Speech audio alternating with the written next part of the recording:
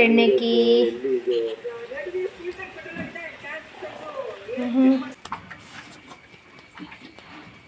Hi hi ಶರಣಿ ಅಂತ ಅವರಿಗೆಲ್ಲ ಮುಂಚೆ ರಜೆ ಕೊಡೋದು ಅಂತಾದರೆ ಬೇರೆ ಸಂಸ್ಥೆಗಳಿಗೆ ಸಹ ಕೊಡಬೇಕಲ್ವಾ.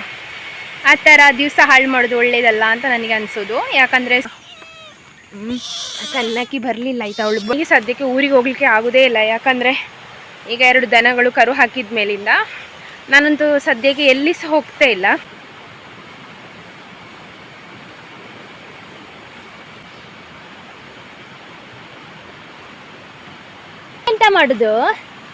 ಎಂತ ಮಾಡುದು ಪಡಿಕಲ್ಲು.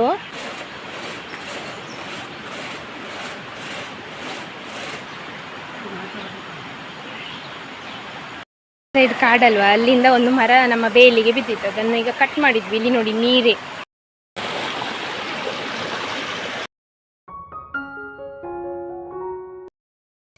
ಹಾಯ್ ಎಲ್ರಿಗೂ ಕೂಡ ನಮಸ್ಕಾರ. ಎಲ್ಲರೂ ಹೇಗಿದ್ದೀರಾ? ಎಲ್ಲರೂ ಆರಾಮ ಸೌಖ್ಯ ಅಂದ್ಕೊಳ್ತಿದ್ದೇನೆ. ನಾನು ನಿಮ್ಮ ಅನುಷಾ ಕೃಷ್ಣ ನಾಯಕ್. ಹಾಗೆ ನನ್ನ ಚಾನಲನ್ನು ನೀವು ಮೊದಲ ಸಾರಿ ನೋಡ್ತಿದ್ದೀರಾ ಅಂದರೆ ಪ್ಲೀಸ್ ಸಬ್ಸ್ಕ್ರೈಬ್ ಮಾಡಿ, ಎಲ್ಲರೂ ಬೆಲ್ಲೈಕನ್ ಒತ್ತಿ, ನಿಮ್ಮ ಫ್ಯಾಮಿಲಿ ಫ್ರೆಂಡ್ಸ್ ಒಟ್ಟಿಗೆ ಶೇರ್ ಮಾಡೋದನ್ನು ಕೂಡ ಮರಿಬೇಡಿ. ಇವತ್ತಿನ ವ್ಲಾಗ್ ಸ್ಟಾರ್ಟ್ ಮಾಡುವ. Let's go. ಕಮೆಂಟಲ್ಲಿ ಪಿನ್ ಮಾಡಿರುವಂಥ ನನ್ನ ವಾಟ್ಸಪ್ ಚಾನಲನ್ನು ಜಾಯ್ನ್ ಆದರೆ ನಾನು ಎಷ್ಟೊತ್ತಿಗೆ ಯೂಟ್ಯೂಬಲ್ಲಿ ವ್ಲಾಗ್ಸ್ ಹಾಕ್ತೇನೆ, ಅದೇ ಟೈಮಿಗೆ ವಾಟ್ಸಪ್ ಚಾನಲಲ್ಲಿ ಕೂಡ ಹಾಕಿರ್ತೇನೆ. ನೀವು ಆ ಲಿಂಕನ್ನು ಕ್ಲಿಕ್ ಮಾಡಿ ನನ್ನ ವಾಟ್ಸಪ್ ಚಾನಲನ್ನು ಜಾಯ್ನ್ ಆದರೆ ಅಲ್ಲಿಂದಲೇ ವ್ಲಾಗ್ಸನ್ನು ನೋಡ್ಕೊಳ್ಬಹುದು. ಹಾಗೆ ನಿನ್ನೆ ನಾನು ಹೇಳಿದೆ ಕಷಾಯ ಪುಡಿ ಯಾರೆಲ್ಲ ಪರ್ಚೇಸ್ ಮಾಡಿದ್ದೀರಾ, ಯಾರಾದರೂ ಬೈ ಮಾಡೋರಿದ್ದರೆ ಮತ್ತು ಹೇಳಿ ನನಗೆ ಕಮೆಂಟಲ್ಲಿ. ನಾನು ಅವರ ನಂಬರ್ ಹಾಕಿರ್ತೇನೆ, ನೀವು ಅವರಿಗೆ ಕಾಲ್ ಮಾಡಿ ಇಲ್ಲಾಂದರೆ ಮೆಸೇಜ್ ಮಾಡಿ ನಿಮ್ಮ ಆರ್ಡರನ್ನು ಪ್ಲೇಸ್ ಮಾಡ್ಕೊಳ್ಬಹುದು. ಒಂದು ಸ್ಮಾಲ್ ಬಿಸ್ನೆಸ್ಸಿಗೆ ನನ್ನ ಫ್ರೆಂಡಿಗೆ ಹೆಲ್ಪ್ ಮಾಡಿ.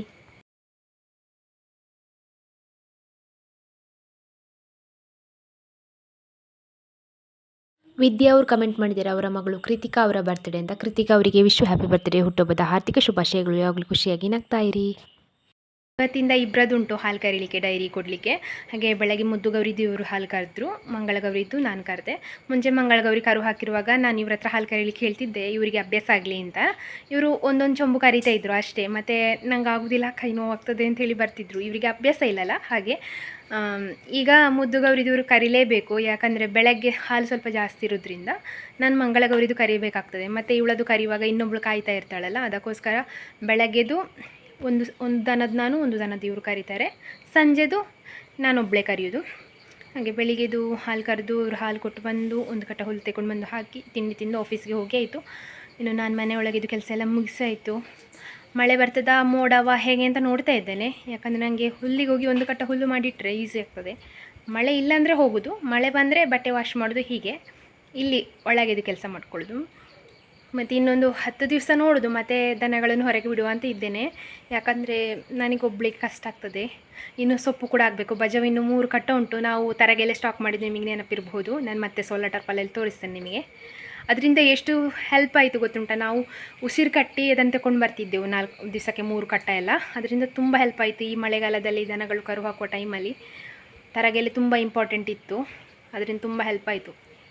ಹಾಗೆ ಬರುವ ವರ್ಷ ಅಂದರೆ ಬೇಸಿಗೆ ಬರ್ತದಲ್ಲ ಜನವರಿ ಮೇಲೆ, ಆಗ ಕೆಲಸದವರನ್ನಾದರೂ ಬೇರೆ ಊರಿಂದ ಆದರೂ ಕರೆಸಿ ಆದರೂ ತರಗೆಲ್ಲ ಸ್ಟಾಕ್ ಮಾಡಿಸುವ ಅಂತ ಇದ್ದೇವೆ ನಾನು ಮತ್ತು ಗಣಿ. ನೋಡುವ. ಕೂಡ ಮಳೆ, ನಾನೀಗ ಹುಲ್ಲಿಗೆ ಹೋಗುವ ಅಂತ ಎನಿಸಿದ್ದು, ಮಳೆ ಬರಲಿಕ್ಕೆ ಶುರುವಾಯಿತು ಜೋರು.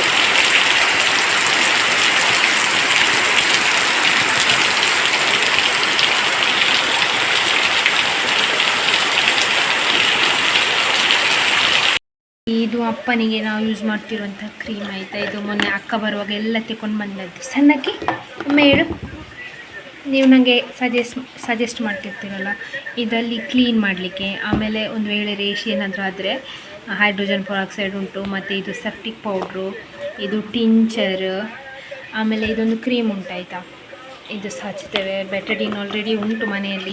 ಮತ್ತು ಇನ್ನೂ ಇದೊಂದು 2 ಪ್ಯಾಕ್ ಉಂಟು, ಹತ್ತಿ ಇನ್ನೂ ಒಂದು ಪ್ಯಾಕ್ ಉಂಟು ಉಪಯೋಗ ಮಾಡೋದು. ಇದು ಟೈಟ್ ನಿಲ್ಲುವಂಥ ಹಾಗೆ ಮಾಡುವಂಥ ಪ್ಲಾಸ್ಟರ್ ಟೈಪು ಬ್ಯಾಂಡೇಜ್ ಮಾಡಿ ಇದೆಲ್ಲ ಯೂಸ್ ಮಾಡ್ತಾ ಇದ್ದೇನೆ. ಇನ್ನು ಟ್ಯಾಬ್ಲೆಟ್ ಬೇರೆಯೇ ಉಂಟು, ಆ್ಯಂಟಿಬಯೋಟಿಕ್ ಬೇರೆ ಉಂಟು, ಪೇಯ್ನಿಗೆ ಬೇರೆ ಉಂಟು, ಇದೆಲ್ಲ ಅಷ್ಟು ಉಂಟು ಆಯಿತಾ. ಒಂದು ಸಣ್ಣಕ್ಕಿ ಬಿಡ್ತಾ ಇಲ್ಲ, ಕೂತ್ಕೋ ಸಣ್ಣಕ್ಕಿ ನೀನು. ಮತ್ತು ಇದೊಂದು ಯಾವುದೋ ಬೇರಿದು ಬೇರನ್ನು ಅರೆದು ಹಚ್ತಾ ಇದ್ದೇವೆ, ಅದು ಸಹ ಉಂಟು. ಈಗ ಸ್ವಲ್ಪ ಹಚ್ಚಿ ಬಂದೆ ಅಪ್ಪನಿಗೆ. ಆಯುರ್ವೇದಿಕ್ ಐತೆ ಇದು. ನಂಜಿ ಎಲ್ಲ ಆದರೆ ಇದೊಬ್ಬರು ಕೊಟ್ಟದ್ದು ನನಗೆ. ಇದನ್ನು ಅರೆದು ಸ್ವಲ್ಪ ಅರಶಿಣ ಹಾಕಿ ಹಚ್ಚಲಿಕ್ಕೆ. ಇದು ಸಹ ಉಂಟು. ಸಣ್ಣಕ್ಕಿಗೆ ಇಲ್ಲೇ ಆಗ್ಬೇಕಾಯ್ತಾ? ಎಂತ ಸಣ್ಣಕ್ಕಿ, ವೈಫೈ ಹಾಳು ಮಾಡ್ತೀಯಾ ಅಂತ ನೀನು ಕುಡ್ರು ಕುಡ್ರು ಅಂತ ಮಾಡ್ತಿದ್ದಾಳೆ ಸಣ್ಣಕ್ಕಿ.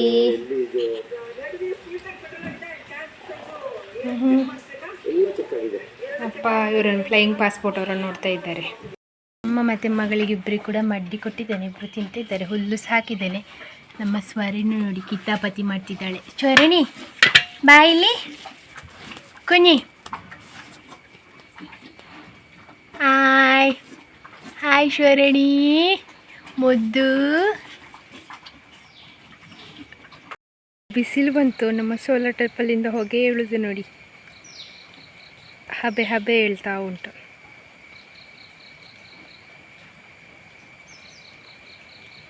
ಹುಲ್ಲಿಗೆ ಬಂದೆ. ಕೆಲವರಿಗೆಲ್ಲ ಈದ್ ಮಿಲಾದಿದು ರಜೆ ನಿನ್ನೆನೇ ಕೊಟ್ಟಿದ್ದಾರೆ. ಅಂದರೆ ನಿನ್ನೆ ಅನೌನ್ಸ್ ಮಾಡಿ ಇವತ್ತು ರಜೆ ಅಂತ ಹೇಳಿದ್ದಾರೆ. ಕ್ಯಾಲೆಂಡ್ರಲ್ಲೆಲ್ಲ ಬುಧವಾರ ರಜೆ ಇರೋದು, ನಿಮಗೆ ಗೊತ್ತಿರ್ಬೋದು. ಈಗ ಇವ್ರು ನಂಗೆ ಕಾಲ್ ಮಾಡಿ ಹೇಳಿದರು, ಹೋಗಿ ಸುಮಾರು ಹೊತ್ತಾಗಿದೆ, ಈಗ 11 ಆಗ್ತಾ ಬಂತು ಗಂಟೆ, ಈಗ ಅವರಿಗೆ ರಜೆ ಅಂತ ಹೇಳಿದಾರಂತೆ. ಅಂದರೆ ನಮಗೆ ಆದರೂ ಹತ್ತಿರ, ಇವರಿಗೆ ಆಫೀಸಿಗೆ ಹೋಗ್ಲಿಕ್ಕೆ ಈಸಿ ಆಗ್ತದೆ, ಹತ್ತಿರ 25 ಕಿಲೋಮೀಟ್ರ್ ಉಂಟು ಅಂತ ಹೇಳುವ. ಇನ್ನು ಕೆಲವರೆಲ್ಲ 50, 60, 70 ಕಿಲೋಮೀಟ್ರ್ ಆಗಿ ಹೋಗೋರು ಸಹ ಇದ್ದಾರೆ ಆಫೀಸಿಗೆ, ಮನೆಯಿಂದ ಆಫೀಸಿಗೆ ಹೋಗುವಾಗ.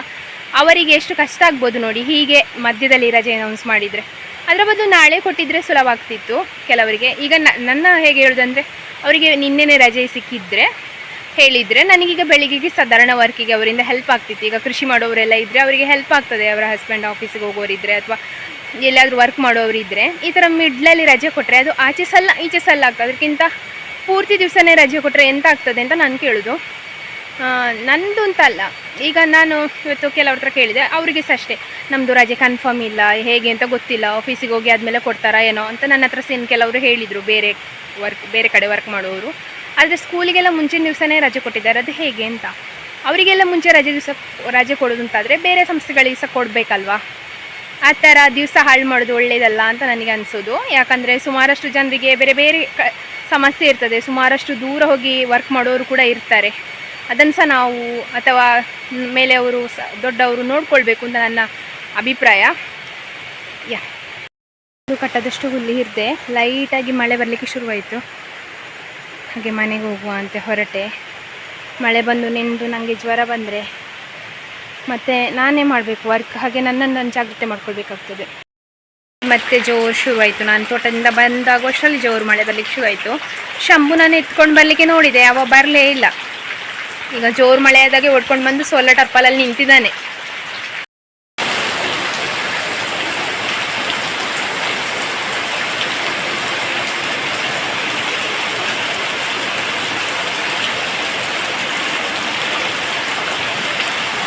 ಅದಕ್ಕೆ ಟೊಮೆಟೊ ಸಾರು ಮತ್ತು ಹೀರೆಕಾಯಿದು ಪಲ್ಯ. ನನಗೆ ಇದು ಇಷ್ಟ ಆಯಿತು ಊಟದ ಜೊತೆ ಹೀಗೆ ತಿನ್ನಲಿಕ್ಕೆ. ಅದು ಒಬ್ಬರನ್ನು ನೋಡಿ ಅಭ್ಯಾಸ ಆದ್ದು. ಈಗ ಇದು ತಂದರೆ ನಾನು ಹೀಗೆ ತಿನ್ನೋದು ಊಟಕ್ಕೆ. ಹಾಗೆಯೇ ಇಷ್ಟೇ ಸಿಂಪಲ್ ಊಟ. ಮೊಸರು ಉಂಟು, ನಾನು ಶೀತ ಆಗ್ತದೆ ಅಂತೇಳಿ ತಗೊಂಡಿಲ್ಲ, ಅಪ್ಪ ತಗೊಂಡಿದ್ದಾರೆ. ಅಪ್ಪ ನೋಡಿ ಮೇಲೆ ಕೂತು ಊಟ ಮಾಡ್ತಾ ಇದ್ದಾರೆ, ಟಿ ವಿ ನೋಡ್ತಾ. ದೂರ ಹೊರಟದ್ದು ಇವ ನೋಡಿ, ಬಾಲ ಗುತ್ತ ಮಾಡಿ ಬರುದೇ. ಆಗ ನಾನು ಬರುವಾಗ ಮಳೆ ಬರಲಿಕ್ಕೆ ಶುರುವಾದ್ದು, ಈಗ ಬಿಟ್ಟದ್ದಾಯ್ತು. ಈಗ 3 ಗಂಟೆ ಆಯಿತು, ನಾನು ಮತ್ತೆ ತೋಟಕ್ಕೆ ಹೊರಟಿದ್ದೇನೆ. ಇವರಿಬ್ಬರು ಸಹ ಇದ್ದಾರೆ, ಅಣ್ಣ ಮತ್ತು ತಮ್ಮ. ಸಣ್ಣಕ್ಕಿ ಬರಲಿಲ್ಲ ಆಯಿತಾ, ಅವಳು ಬೊಳ್ಳಕ್ಕೆ ಹೋಗ್ತಾಳಲ್ಲ, ನೀರು ಸಹ ಹೊಳೆಯಲ್ಲಿ ಜಾಸ್ತಿ ಉಂಟು. ನಾನು ಮತ್ತೆ ಈಗ 3:30ಗೆ ತೋಟಕ್ಕೆ ಬಂದಿದ್ದೇನೆ ಹುಲ್ಲಿಗೆ. ಇವರು ಇವತ್ತು ಊರಿಗೆ ಹೋಗಿದ್ದಾರೆ. ಅಂದರೆ ಆಗ 11 ಗಂಟೆಗೆ ರಜೆ ಸಿಕ್ಕಿತ್ತಲ್ಲ, ಹೇಗೋ ಅವರಿಗೆ ಊರಿಗೆ ಹೋಗ್ಲಿಕ್ಕೆ ಇತ್ತು, ಏನೋ ಒಂದು ವರ್ಕ್ ಉಂಟು ಅಂತ ಹೇಳಿ. ನೀನು ಒದ್ದೆ ಗುದ್ರೆ ಯಾಕೆ ಬರೋದು ಮತ್ತೆ?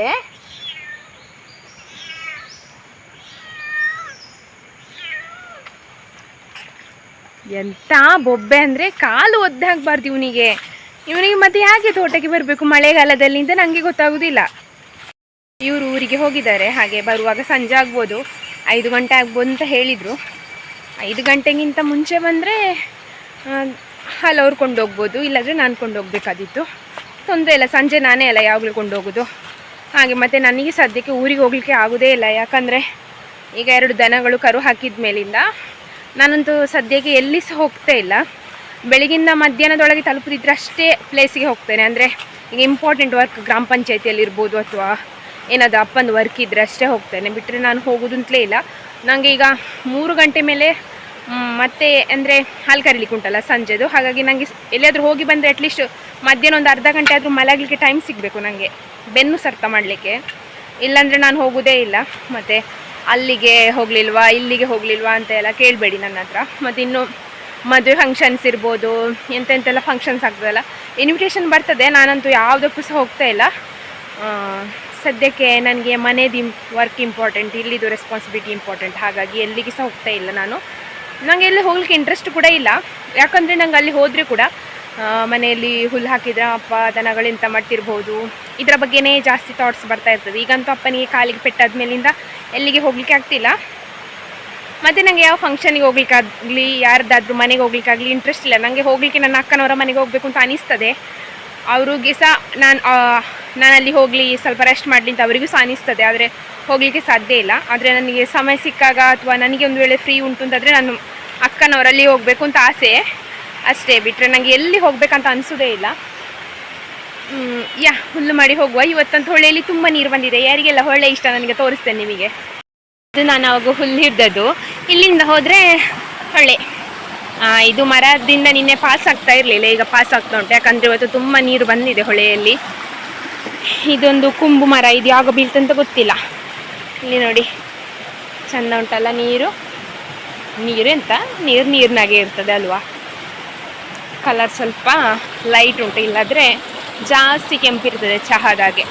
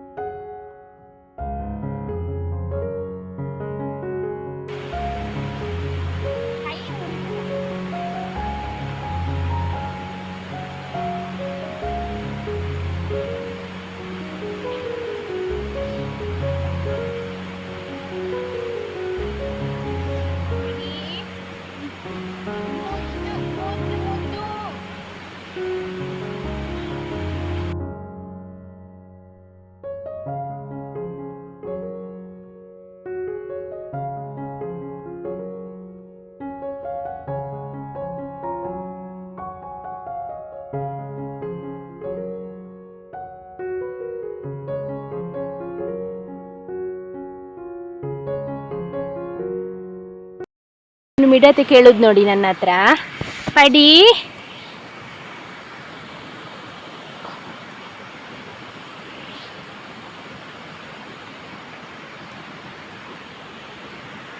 ಬಾಲ ಕುತ್ತಾ ಇರ್ತದೆ ಒಂದು.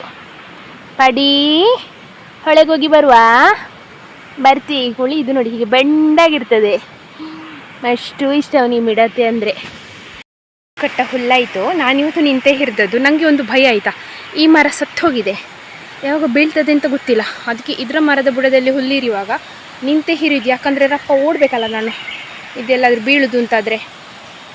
ಹಾಗೆ ಒಂದು ಸ್ವಲ್ಪ ಭಯ ನನಗೆ ಈ ಮರವನ್ನು ಕಂಡ್ರೆ. ಇವತ್ತು ನೋಡಿ ಅಪ್ಪನಿಗೆ ಸ್ವಲ್ಪ ಹುಷಾರಾಯ್ತಂದರೆ ಅವರು ಬರ್ತಾರೆ. ನಮಗೆ ಹುಲ್ಲು ಒರೆಸಲಿಕ್ಕೆ ಬಂದದ್ದು. ಅವರಿಗೆ ದನಗಳಿಗೆ ಎಂತ ಇಲ್ಲ ಅಂತೆ, ಹೊಟ್ಟೆ ಎಲ್ಲ ಒಳಗೆ ಹೋಗಿದೆ ದನಗಳಿಗೆ, ತಿನ್ನಲಿಕ್ಕೇನಿಲ್ಲ. ಹುಲ್ಲು ನೀನು ಇದ್ದರೆ ನಾನು ಬರ್ತೇನೆ ಹೊರಿಸ್ಲಿಕ್ಕೆ ಅಂತ ಹೇಳಿ ಈಗ ಬಂದರು ತೋಟಕ್ಕೆ. ಸ್ವಲ್ಪ ರಿಕವರಿ ಉಂಟು ನೋಡಿ ಅಪ್ಪನ ಕಾಲಲ್ಲಿ. ನೋಡಿ ನನ್ನ ಮುದ್ದು ಇಲ್ಲಿಬ್ಬರು ಕೂತಿದ್ದಾರೆ ಆಯಿತಾ. ನಾನು ಒಂದು ಕಟ್ಟ ಹುಲ್ಲು ಹಾಕಿ ಬಂದೆ. ಇಲ್ಲೊಂದು ಮರ ಬಿದ್ದಿದೆ, ಈಗ ಇದನ್ನು ಕೊಯ್ಯಲಿಕ್ಕೆ ಗರ್ಗಸ ಕೂಡ ತಗೊಂಡು ಬಂದೆ. ಅಪ್ಪನು ನಾನು ಕೊಯ್ಯೋದು. ಇವರಿಬ್ಬರು ನೋಡಿ ಕ್ಯೂಟಿಗಳು. ಇಲ್ಲಿ ಎಂತ ಮಾಡೋದು ಪಡಿಕಲ್ಲು. ಇಲ್ಲಿ ಮರ ಬಿದ್ದಿದೆ, ತೋರಿಸ್ತೀನಿ ಕೊಳ್ಳಿ. ಮಳೆಗಾಲದಲ್ಲಿ ಕಾಮನ್ ಇದು.